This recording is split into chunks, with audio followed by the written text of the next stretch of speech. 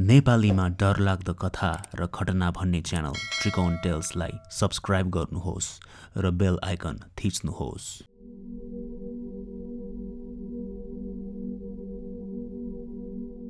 टुना मुना लगाई मोहनी लगाई केही चीजको बिगार गर्नु, केही वस्तुलाई आफ्नो बनाउने प्रयास गर्नु। भनिन्छ कि यस्ता अभ्यासहरू पहिले धेरै हुने गरिन्थ्यो। एकजना श्रोताले यही सम्बन्धी आफ्नो परिवारमा घटेको डरलाग्दो सत्य घटना आजको श्रृङ्खलामा लेखेर पठाउनु भएको छ। साथै उहाँको अरू थप सत्य घटनाहरू पनि रहेका छन्। सुनौ त्रिकोण टेल्सको 56औं श्रृङ्खलामा 4 सत्य घटनाहरू। पहिलो श्रोता। मेरो नाम विश्वास श्रेष्ठ हो। मेरो घर चाहिँ गोर्खा बुङकोटमा। म 12 वर्षको हुँदा म र मेरो हजुरबुबा कुनै गाउँको भोजमा गएका थियौँ। त्यस दिन हजुरबुबाले साह्रै नै रक्सी पिउनु भएको थियो। रक्सी पिउनु भएकोले हिँड्न पनि सक्नु भएको थिएन। जसो तसो हामी त्यहाँबाट घरतर्फ जाँदै थियौँ। त्यस बेला बेलुकाको 11:30 बजिरहेको थियो।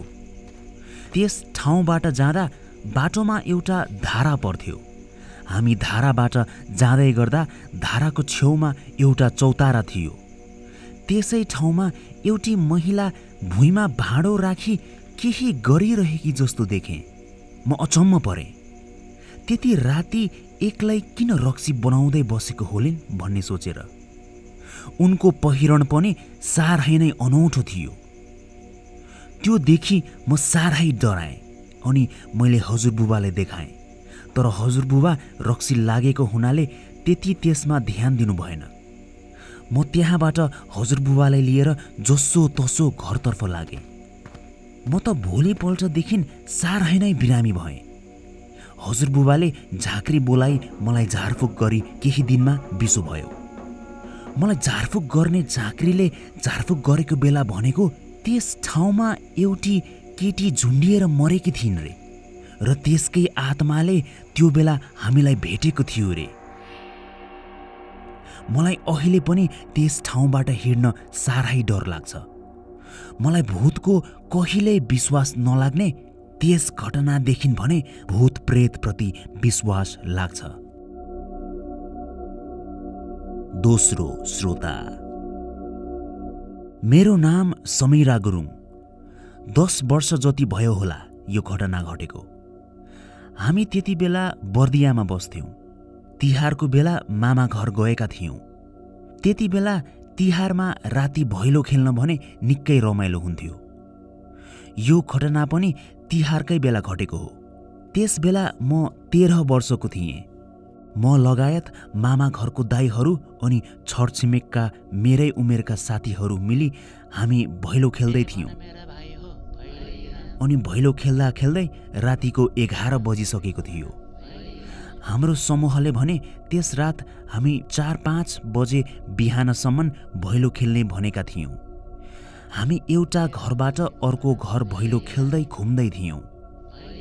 त्यस्तै गर्दै गर्दा हामीसँगै भैलो खेलिरहेका 2 जना केटा साथीहरू भोक लाग्यो भने घर गएर आउँछौ भन्न थाले। दाइहरूले भैलो खेल्दा पाएको सेलरोटीहरू खाउन भन्दा उनीहरू भने घरमै जाने भनेर जिद्दी गर्न थाले। उनीहरू छिटो आफ्नो घर गई केही खाइ आउने कुरा भएपछि हामीले पनि ठिकै छ भनेर वरिपरि भैलो खेल्दै बस्दै थियौँ। तर निकै समय हुँदा पनि उनीहरू फर्किएनन्। हामी भने आफ्नै सुरमा भैलो खेल्दै थियौँ। तर घर गए केही खाइ आउँछौ भनी गएका ती 2 दाजुभाइ भने आउँदै आएनन्। जति धेरै मान्छे उति धेरै रमाइलो र पैसा पनि बटुलिने भएकोले उनीहरू नआएपछि हाम्रो समूहको लिडर दाइ रिसाउनु भएको थियो।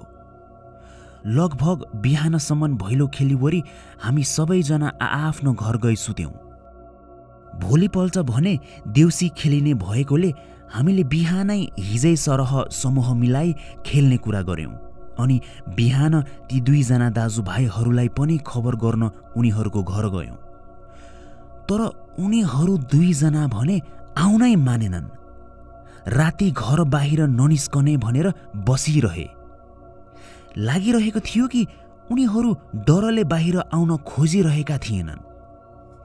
त्यो देखेर हामी मात्रै नभई उसको घर परिवार पनि अचम्मित भएका थिए। सबैले के भयो भनेर निकै समय बारम्बार प्रश्न गरेपछि ती दुई साथी मध्ये एकजनाले कुरा खोल्यो। कुरा के रहेछ भने उनीहरू राति घर जाँदा बाटोमा एउटा पुरानो विद्यालय पर्थ्यो र त्यो विद्यालय हेर्दा नै निकै डरलाग्दो थियो। दुईजना घरतर्फ जाँदै गर्दा बाटोमा एउटी कहिले नदेखेको आइमाई 2-3 महिनाको बच्चा बोकेर बसिरहेकी देखे। यति राति किन यो काकी एक्लै बच्चासँग बाहिर चिसोमा बसेकी होलिन् भन्ने दुवैजनाले सोची त्यहाँ गई सोध्नु पर्यो भनी सल्लाह गरी एकजना साथीले, काकी यति राति किन तपाईँ जाडोमा बच्चा लिएर बाहिर बस्नुभएको? तपाईँलाई घर पुर्याइदिनु पर्छ भने हामी पुर्याइदिन्छौँ भन्यो। तर उत्तरमा त्यस काकीले भने केही बोलिनन्। अर्को साथीलाई चाहिँ कस्तो कस्तो लागेको कारण हिँड घर जाउँ भनेर तान्न खोज्यो। त्यही पनि त्यो प्रश्न गर्ने साथीले प्रश्न गरि नै रह्यो। काकी काकी त्यो आइमाईले एक्कासी ती दुई केटोहरूतर्फ हेरिन्। ती दुई साथीहरूले त्यो आइमाईको अनुहार देख्ने बित्तिकै डरले पर पुगे। केटाहरूले भने अनुसार त्यो आइमाईको आँखा अत्यन्तै रातो थियो अनि दाँतहरू पनि एकदमै अप्राकृतिक रूपमा बाहिर निस्केका। साह्रै नै डरलाग्दो डाढा निस्किएको रगत जमेको जस्तो आँखा, त्यस्तो एकदमै काहाली लाग्दो कुरूप अनुहार देखेपछि ती दुईजना दाजुभाइहरू त्यहाँबाट भागे। अघि नसम्म बच्चा लिएर बसिरहेको जस्तो देखिएकी आइमाई अहिले भने कपाल फैलाउँदै दुईजनालाई लखेटी पछाडि दौडिरहेकी थिइन्। दुई केटाहरू घर पुगी ढोका ढामढुम लगाई सिरकले मुख छोपी पलङमा पसे। डरले पसिना पसिना भए पनि सिरक भित्रै त्यसरी बसिरहे। आजसम्म पनि त्यो महिला को थिइन् वा कसको आत्मा थिइन् भनेर कसैले थाहै पाउन सकेको छैन। त्यस्तै गरी अर्को घटना। यो घटना मेरो ठुलो बुबाको छोरासँग घटेको थियो। दाइको नाम समर हो र यो घटना लकडाउन पछिको हो। दाइ लकडाउन पछि थप 3 जना साथीहरूसँग घुम्नको लागि दिल्ली जानुभएको थियो। दिल्लीमा दाइसँगै जानुभएको एउटा साथीको त्यहाँ फार्म हाउस पनि भएकोले दिल्ली पुगी सबैजना त्यही फार्म हाउसमा बस्ने कुरा गर्नुभएको थियो। फार्म हाउस पनि अलि अनकन्टार ठाउँमा थियो। पहिलो 2 दिन त मज्जाले घुमफिर गरेर सबैजनाले रमाइलो गर्दै बिताउनु भयो। तर तेस्रो रातको कुरा हो। खाना खाएर दाइ आफ्नो कोठातिर जानुभयो। दाइ र दाइको एकजना साथी एउटा कोठामा सुत्नु भएको थियो भने अरू 2 जना अर्को कोठामा। जति नै ठुलो भए पनि साथीहरू हँसी मजाक गर्दै जिस्किहाल्छन् नै। दाइ र अर्को एकजना साथी पनि गफ गर्दै बेला बेला चल्दै एक अर्कालाई पिट्दै जिस्किँदै बस्दै हुनुहुन्थ्यो। अनि केही समयपछि सुत्नु पर्यो भनेर दाइले भन्नुभयो। दाइ एउटा पलङमा भने दाइको साथी अर्को पलङमा र पलङ कोठाको 2 छुट्टा छुट्टै भित्तामा थियो। दुवैजना भित्तातर्फ फर्की आफ्नो पलङमा सुते। दाइ एक छिनमै निदाउनु भयो। निदाएको एकै छिनमा दाइलाई निन्द्रामा कसैले पछाडिबाट कुट्याएको जस्तो लाग्यो। दाइ निन्द्रामै साथीले गरेको होला भनेर सुत्न देन, राति राति जिस्किने काम नगर भनी सुत्नतिर पुनः लाग्नुभयो अनि फेरि निदाउनु भयो। फेरि केही समयपछि दाइको कानमा औँलाले कसैले कुट्याएको जस्तो दाइलाई महसुस भयो। आनन्दको निन्द्रा भाँडिएपछि दाइ रिसले फेरि किन चलेको भनेर उठी पछाडि फर्किनु भयो। दाइले पछाडि फर्की हेर्दा भने दाइको साथी आफ्नो पलङमै मज्जाले निदाइरहेको थियो। निन्द्राबाट बिउझिएको हुनाले दाइले कति छिटो पलङमा पुगेको होला अनि निदाएको नाटक गरेको होला भन्ने सोची अचम्म मान्दै एकछिन हेरिरहनुभयो। अनि दाइले साथीलाई नाम लिएर बोलाउनु भयो, तर साथीले केही उत्तर दिएन। दाइले धेरै नचल है, सुत्न दे, अब चल्न आइस भने कुटाइ खान्छस् भन्नुभई फेरि सुत्न लाग्नुभयो। दाइ अनि आफै सुतेको जस्तो नाटक गरी बस्नुभयो ताकि फेरि दाइको साथी त्यसरी चल्न आए समाउन सकौँ भनेर। निकै समय नसुती पल्टिँदा पनि केही भएन। अनि पल्टिँदा पल्टिँदै फेरि दाइ निदाउनै लाग्दा पछाडिबाट जोडले दाइको गालामा झाप्पड हान्यो। दाइ रिसले अब तँलाई जानेको छु भनी हतारमा पछाडि फर्किनुभयो। दाइ त्यसरी हठातमा पछाडि फर्किने बित्तिकै दाइको मुटु त बाहिर आउला जस्तो भयो। दाइको सास रोकिएको जस्तो हुन थाल्यो। उहाँलाई एकदम डर लागेर आयो। पछाडि फर्किँदा दाइको पलङको सिरानीनिर हात गालामा राखेर एउटा डर लाग्दो अनुहार भएकी केटी दाइतिर फर्की हाँस्दै रहिछे। दाइ डरले गर्दा आवाज निकाल्नै सक्नु भएन। अर्को पलङमा सुतिरहेको साथीलाई बोलाउन खोज्नुभयो, तर आवाज नै निकाल्न सक्नु भएन। त्यो दाइको छेउैमा रहेकी डर लाग्दो केटीले दाइलाई चुप लाग भनेको झैँ हातले इसारा गरी अनि हेर्दा हेर्दै त्यो बिस्तारै हावामा तैरिँदै माथिको सिलिङ भित्तातिर गई त्यहाँ भित्र पसी।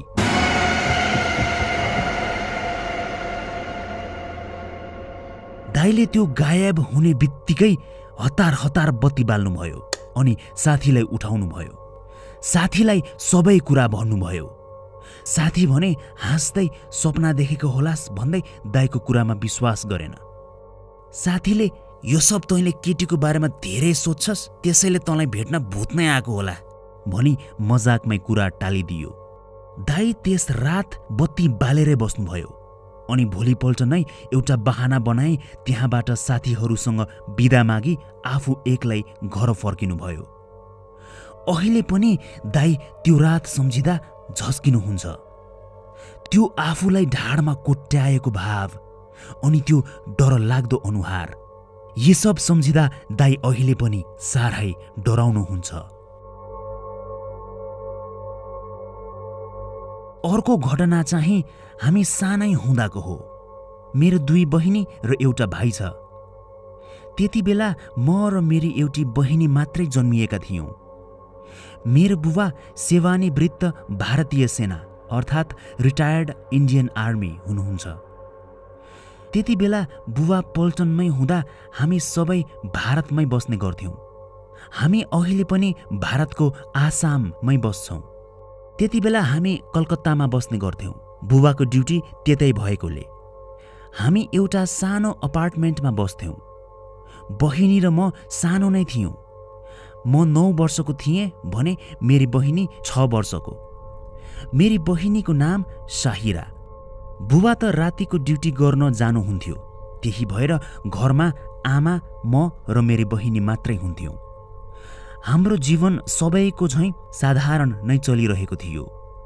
मेरी बहिनी साहिरा र म हामी सधैँ अपार्टमेन्टको अरू बच्चाहरूसँग मिली सँगै खेल्ने गर्थ्यौँ। मेरी बहिनी साहिरा सानैदेखि निकै राम्रै थिइन् अनि अपार्टमेन्टमा बस्नुहुने सबैले उनको प्रशंसा र उनलाई धेरै माया गर्थे। सानै भए तापनि मेरी बहिनी मिठो बोलीमा सबैसँग कुरा गर्थिन्। तर एक दिनको कुरा हो, साहिरा निकै बिरामी परिन्। कहिले नरुने मेरी बहिनी त्यस दिनदेखि प्राय रुने गर्न थालिन्। राति सुत्दा पनि झस्किएर बिउझी पुनः जोडले रुने गर्थिन्। निकै ज्वरो पनि आयो र घट्नुको सट्टा झन बढ्न थाल्यो। हामी सबैजना निकै चिन्ता गर्न थालिसकेका थियौँ। अस्पताल लगेर डाक्टरहरूलाई जचाउँदा पनि सन्चो हुँदै भएन। उनको दिनदिनै हालत बिग्रिँदै गयो अनि राति सपनामा एउटी काकी आउँछिन् अनि मसँग जाउँ भन्छन् भन्न थालिन् अनि बहिनी भने जान्न भनेर रुने गर्थिन्। यति सानो उमेरमा त्यस्तो नराम्रो सपना देख्ने गरेको हुँदा आमा पनि आत्तिनुहुन्थ्यो। एक दिन हाम्रो अपार्टमेन्टमा बस्ने अर्की काकीले आमालाई तन्त्र विद्या जान्ने गुरुकोमा लैजानु भनेर सुझाव दिनुभयो। आमालाई त्यस्तो भूत प्रेत जादु टुनाहरूमा विश्वास त लाग्दैन थियो, तर त्यति बेला अरू कुनै उपाय नभएपछि त्यति गरे निको हुन्छ भने म गर्छु भन्ने सोची आमाले काकीको सल्लाह मान्ने विचार गर्नुभयो। अनि आमा र म मिली हामीले बहिनीलाई एउटा जान्ने गुरुकोमा लिएर गयौँ। गुरुले एकैछिन हेरेपछि भन्नुभयो कि साहिरालाई कसैको नराम्रो नजर लागेको छ। अनि गुरुले साहिराको पाखुरामा एउटा बुटी बाँधिदिनु भई भोलि बेलुका गुरु हाम्रै घरमा आई हेर्ने भनी हामीलाई बिदा दिनुभयो। त्यस रात मेरी बहिनी साहिरा धेरै दिनपछि आनन्दले नझस्की मिठो निन्द्राको साथ निदाइन्। त्यो देखेर आमा र मैले पनि धेरै पछि सबै कुरा ठिक हुन्छ कि भनेर आश गर्न थाल्यौँ। भोलिपल्ट घरमा गुरु आई पूजा गर्नुपर्छ भनी हामीले पूजाको सबै प्रबन्धहरू मिलायौँ। पूजा गर्दै गर्दा गुरुले एक्कासी कुनै महिलासँग कुरा गरिरहेको जस्तो गर्नुभयो। कहिले आफू कुरा गर्नुहुन्थ्यो त कहिले गुरु आफै अर्कै मान्छे भई कुरा गरेको जस्तो। त्यस महिलालाई किन साहिरालाई टुनामुना गरेर दुःख दिएको भनेर प्रश्न गर्नुभयो। त्यस टुनामुना गर्ने महिलाले चाहिँ आफ्नै छोरी सानैमा बिरामी परेर मरेकी र त्यही भएर आफ्नै छोरी जस्तो लागेर साहिरालाई आफूले मोहनी लगाउन लागेको भनिन्। पूर्णिमाको रातमा साहिरालाई आफ्नो छोरी बनाउँथे, तैँले सबै बिगारिदिस् भनेर गुरुसँग त्यस महिलाले रिस पोखेको जस्तो सुनियो। गुरुले जसो तसो त्यस महिलाको नराम्रो नजर साहिराबाट हटाउनु भयो, तर गुरुले सकेसम्म छिटो यो ठाउँ छोडेर जानु, नत्र फेरि पनि त्यसको टुनामुनाले समात्छ भन्नुभयो। गुरुले त्यो महिलाको टुनामुना उसलाई नै फर्काइदिनु भएकोले टुनामुना बिग्रिएकोले त्यस महिलाको एउटा आँखा नै फुटेको छ भन्नुभएको थियो। गुरुले त्यति पूजा गरिसकी आफ्नो घरतिर लाग्नुभयो। हामी त्यस दिनको भोलिपल्ट नै भारत छाडेर केही समयको लागि नेपाल गयौँ। मैले गुरुले त्यो सबै पूजा गर्दा गुरुमाथि नै कोही अर्कै मान्छे आई बोलेको जस्तो दृश्य आफ्नै आँखाले देखेको हुँदा निकै डराएकी थिएँ। हामीलाई बेलैमा थाहा नभएको भए मेरी बहिनी साहिरा सायद अहिले हामीसँग हुँदिन थिइन् होला। त्यस्तो अब कहिले पनि नहोस् भनेर म बेला बेला अझ पनि प्रार्थना गरिरहेको हुन्छु।